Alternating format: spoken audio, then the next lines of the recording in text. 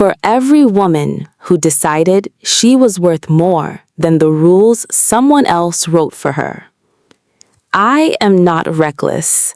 I have simply calculated very carefully that he is worth the risk. In Carter, Private Journal. My best friend's brother. His rules, my plan. Book 1, Naomi and Darius. Prologue 1. The Brothers' Vow. 3 years ago. Marcus.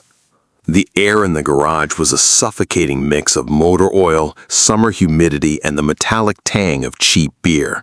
It was our sanctuary, the only place where the weight of our father's expectations didn't reach.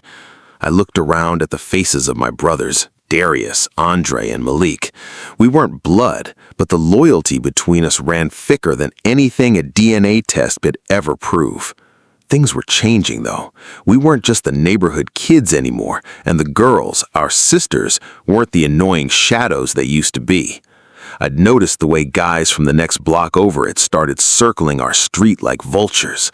I'd noticed the way they looked at Naomi, Jade, Imani, and Talia.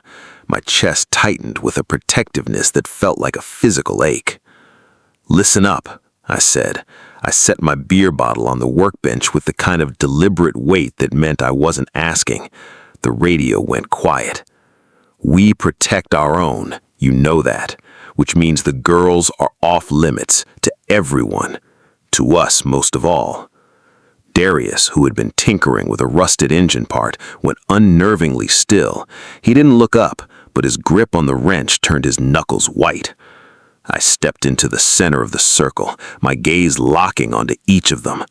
No messing with each other's sisters, no secret hookups, no just this once. If one of us breaks it, the brotherhood is dead. This bond is the only real thing we have. Are we in? One by one, they nodded. Andre was silent but firm. Malik gave a sharp, decisive shrug. Darius was the last. He finally looked up, his eyes dark and unreadable, grip still iron tight on the wrench. "In," he muttered. We thought we were building a fortress to keep the world out. We didn't realize we were building a cage that would eventually starve us all. Prologue 2. The Girls' Bond 1 year ago. Naomi. "He's looking at you again," Jada whispered, her voice threaded with equal parts amusement and warning. We were crowded onto her bed, the humid summer night pressing against the window like an uninvited guest. Through the glass, I could see the glow of the garage lights across the street. I didn't have to ask who she meant. Darius Williams always looked at me like I was a problem he couldn't solve, or a fire he desperately wanted to walk into. "They made a rule," Imani said softly, her eyes sad as she sketched in the corner of her notebook. "I heard them talking. They decided we don't get to love the people we've known our whole lives. Decided we're off limits, like we're property they've already put away in a drawer somewhere." The unfairness of it tasted like ash in my mouth. We had watched them grow into the men they were becoming, and they had watched us. Now, because of some misplaced sense of machismo, they wanted to freeze time. "They think they're protecting us," Talia added, her lips curling into a sharp, cynical smile. "But they're just afraid of losing control." A new, cold determination settled into my bones. I looked at my best friends, my sisters in everything but blood, and realized we were done playing by rules we never agreed to.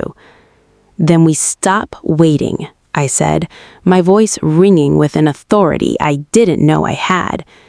"If they won't break the rules for us, we'll make the rules impossible to follow. We stop being the little sisters they can overlook. We start being the women they can't survive saying no to." We clinked our glasses in the dark, the sound a sharp battle cry. The pact was sealed. We weren't just falling in love. We were starting a war.